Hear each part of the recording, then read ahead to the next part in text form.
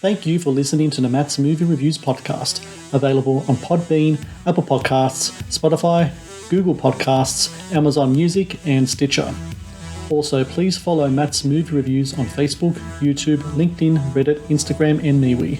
And of course, be sure to visit mattsmoviereviews.net for the latest reviews, top 10 lists, and more. Now, on to the show.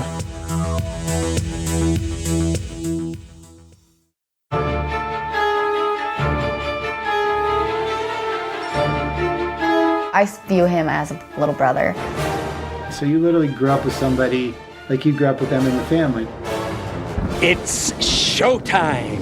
It's kind of interesting to have done the voice of something that is actually a bigger star than you are. The slasher genre was ready for a burst of new blood, and Chucky supplied that in spades. It was a new kind of horror figure. Those movies were about the villain. Many movies later, and now a television series. If you got asked to do a Chucky movie, you can't really say no. I was thrilled to be injured and thrown acid in my face, even better. I just had a ball. You can ask your dad. Your dad is always in the corner on the floor. We're the ones bringing him to life. And you have to really find a collective mindset to make the character work. I set out to meet all these people surrounding the franchise whose names had been a big part of my childhood, but I never had the chance to meet. You know, all of us were like a family. So there is very much a wonderful familial flavor to it. To be a part of something that so many people love is really surreal. For such a large group of people to be invested in a story that has been told for over 30 years, and to be a part of that is truly special. I am Chucky, the killer dog, and I dig it!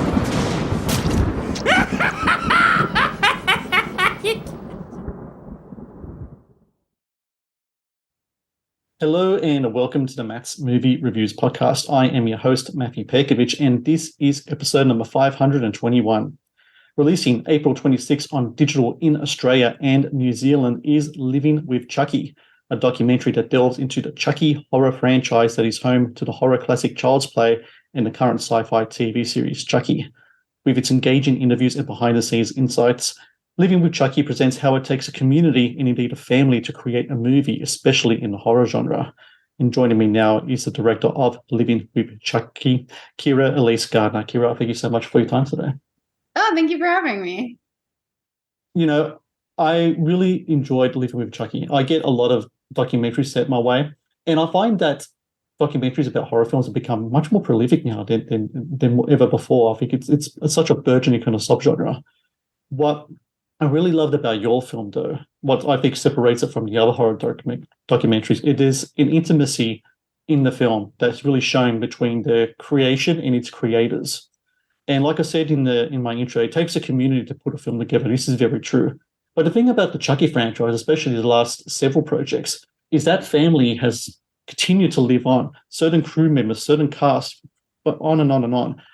When did you realize, as yourself being, the daughter of the great Tony Gardner, who does animatronic puppeteering in the Chucky movies, that you realize, like, hey, my dad is part of, this other kind of world, and not only is this world really cool and exciting and has great creativity, but it's kind of like a family in its own?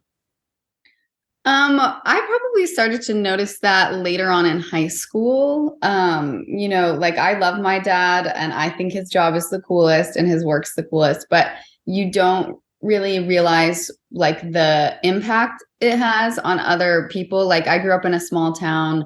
I was like the only kid into horror movies and things like that. And so when my dad and I went to a horror convention together when I was in high school and people were asking him for his autograph and things like that, I was like, oh, right. The horror community is this vast community of people who are super dedicated. So that was the first inkling of like, oh, wow, I didn't realize the capacity, how big this is. And then until I was on set for probably like the Cult of Chucky reshoots that were in LA, of just realizing, because at the time I had already done the short documentary of this film, I believe, or I was filming it. So I had gotten to know a few people already, and it was really intimate, and Dawn and Fiona and my dad were there, and just getting to hang out with them, I realized, okay, I went down the right path, because this is most definitely a family on and off screen. Talking about that short, that was called The Dollhouse. So they were released in 2017. I think it was on the Cult of Chucky, like the extras of that release. Yes. And the desire of that film is clearly you want to know more about your father's work, this world that he has, and it kind of like all the different family kind of ties this franchise has, not only with yourself, but there's Fiona and Brad, etc. But the decision to expand it, was it always the thought that you would make a feature of this, and the short was kind of like the start of that, or was it you did the short, it turned out really well, and you said, there's more I can dive into here? Yeah, basically the latter of that, because I definitely didn't go in with the intention of making thinking of a feature down the road, but it wasn't until I saw the film's reception at film festivals, and Chucky fans seem to really be gravitating towards that personal aspect. And I had so much footage on my hard drives already. I was like, the basis for a feature is already here. I should just see what I could do. And if I could create anything with this. I want to talk about Don Mancini. I mean, the man is a Don by name, and also I think like a Don by nature as well. He's the godfather of this whole thing, right? He's like the thread between all this. And not only that, as I kind of said before, he's this consistent voice. And it's, again, very rare to find this. From the initial Child's Play film, he wrote that, and through everything else, he's been there as either a writer or a director, producer. What was it like first connecting with him? Because he's kind of like this thread that brings everyone together. He hired your father to do the puppeteering on I think it was our Seed of Chucky, I think it was that your father first worked on. And he's become great friends with everyone on the set. So what was it like first meeting him and digging into his brain in regards to everything Chucky and this world that he's created on and off the screen? It was really cool to meet Don for the first time.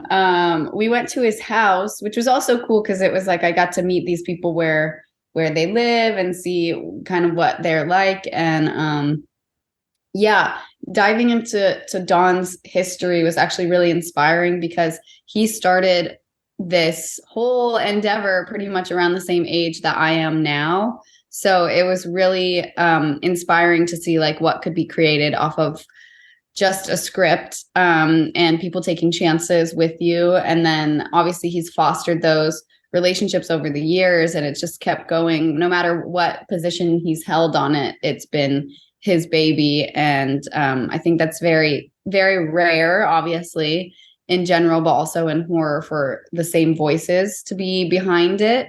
But and hearing how fondly he talks about everything, and you worry because he's been doing this for 30 plus years and interviewing, of course I'm going to be asking some questions that he's already been asked before, or things like that. And I was a little nervous, and he still answers each question as if it was brought to him brand new, which is really cool, because I could see people in this business getting tired of that or resentful somehow or things like that. But he really, really loves it and treats it as a new thing each iteration, which is really cool.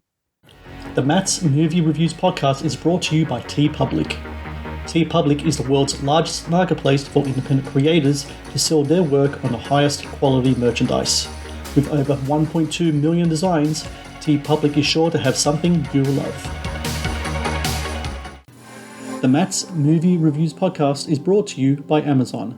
The world's leading online store, Amazon is your first stop to buy a wide range of products at competitive prices with fast delivery times. Amazon is also a world-class entertainment hub that includes Prime Video, Audible, Twitch, Amazon Music, and more. Sign up with Amazon today and experience the best in online shopping and entertainment. Please support Matt's Movie Reviews on Patreon. Get access to exclusive content, request movie reviews and top 10 lists, and help support my work. Please click on the Patreon link in the description below. I think what's really cool about your documentary as well is that you really make sure that you put a focus on just in the professional lives of these craftsmen, of these filmmakers and actors, you do put a spotlight on how much of a sacrifice they make in their personal life to make sure that their professional lives are looked after. Your father's talked about how many times he has to be on sets, like in different states, etc., miss out on things, and other people have talked about that as well. And I've talked to so many filmmakers, independent filmmakers especially, and a big thread in a lot of what they say is the sacrifices made. I mean, they have projects that last several years, and they put so many financial and personal stake in that.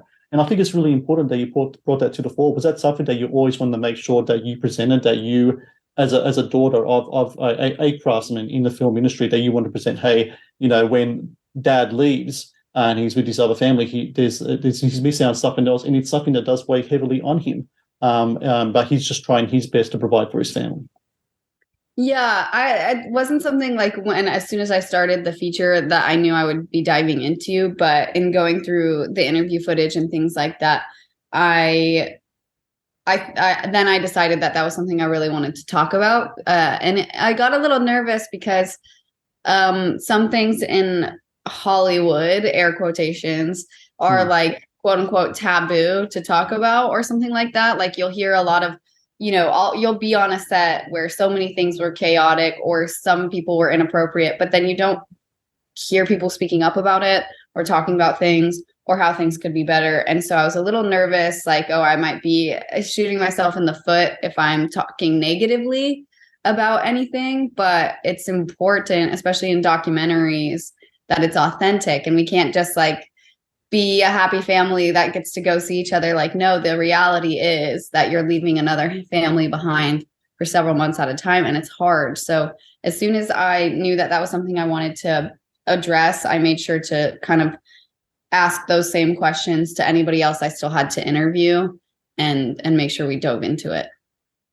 When was the first time you and your father spoke about movie magic? Because in the documentary, you talked about how in Chucky, there's a scene where he gets decapitated on the screen, of course, and how like you as at that age, for you, that was like something that was like just really strange, and I wouldn't say the word traumatic to a certain degree, but it was something that had quite an effect on you. Was it around that time that your dad's like, look, this is what I do, this is how it's done, and when you get that wisdom, when you get that insight, when you look behind the curtain, Oz's curtain, for example, what does that do for you as a young person? Do you start thinking, well, if that happens in that movie, I wonder what happens over in this movie, in that movie? Did it kind of start kind of like a sort of kind of obsession for you to kind of dive into just exactly how all this works? Yeah, I think really it was, if it hadn't happened before that, the instance of me watching Seed of Chucky and my dad dying was like the big impetus for a conversation of like, this is fake, let's go through it. And and I knew to a certain extent, but my dad had really tried to keep work and home separate, but obviously it's hard. There's bleed over, there's late hours, he has to bring stuff home. But we hadn't had that sit down conversation, I think, until that Seed of Chucky moment. I believe I was around 8 at the time. And the more and more I got to be introduced into my dad's realm with how things were and what was fake and those things, I definitely started to look for it in other, especially horror movies or SFX movies, and completely desensitized myself to the filmmaking process because I know what's real, what's fake, but also just like how they did it.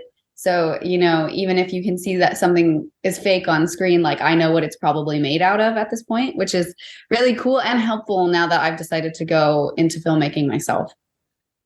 Speaking of that, your decision to go into filmmaking, you have this documentary. This is a several years in the process with this film coming out now this year. Now that this movie's out and people have been watching it in the US to really good reviews, it's coming out here in Australia and New Zealand as well. What's the feelings in regards to what is next for you? Is documentary filmmaking something that you want to really focus on? Are you looking at feature films like fiction storytelling? What's the kind of the feel that you have right now with the future of your filmmaking career? Yeah, documentary filmmaking, I never intended to go into. I kind of fell into it. When I first graduated college, I was doing this film, obviously, and then I got hired to shoot and direct a like making of the Foo Fighters horror movie Studio 666 that came out last year. So hopefully that goes into editing at some point and becomes a documentary. But I would say aside from that, I'm going to step away from documentary, and I really want to dive into narrative horror and fantasy, and definitely potentially probably get a short under my belt, because it's been a while since I've been in documentary land, and then try and tackle first narrative feature for sure.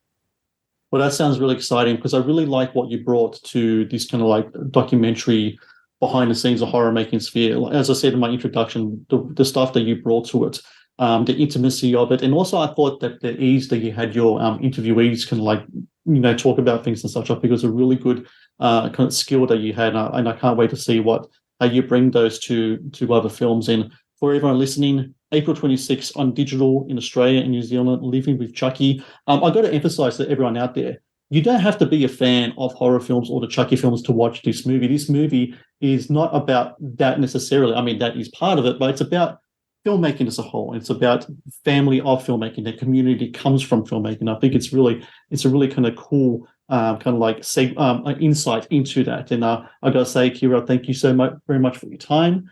Best of luck with the release here in Australia and New Zealand, and also I can't wait to see what you're going to have in the future. Whenever you have something up and running, let me know. I'd love to have a look at it and talk to you again. Of course. Thank you so much. Thank you for having me and for your time. Thank you for watching the Matt's Movie Reviews channel. Please subscribe for more reviews, podcast interviews, and exclusive content. Also, if you would like to request a review and support my work, please join my Patreon via the link in the description below.